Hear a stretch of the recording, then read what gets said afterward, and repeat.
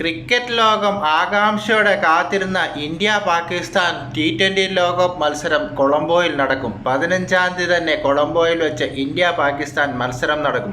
ഈ മത്സരം നടക്കില്ല, പാകിസ്ഥാൻ ഇന്ത്യക്കെതിരെ കളിക്കില്ല എന്ന് പ്രഖ്യാപിച്ചിരുന്നു.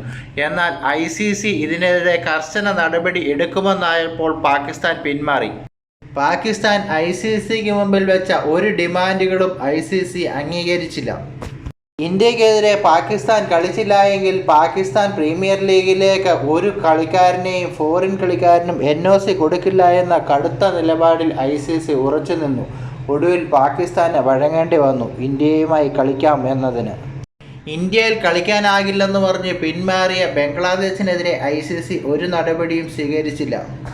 ICC ടൂർണമെൻറ്റുകളുടെ ഗ്ലാമർ പോരാട്ടങ്ങളിൽ ഒന്നാണ് ഇന്ത്യ പാക് മത്സരം. എന്നാൽ ഇത്തവണ അത് ഉണ്ടാകില്ലെന്ന് കരുതി. എന്നാൽ അത് ICC ഇടപെട്ട്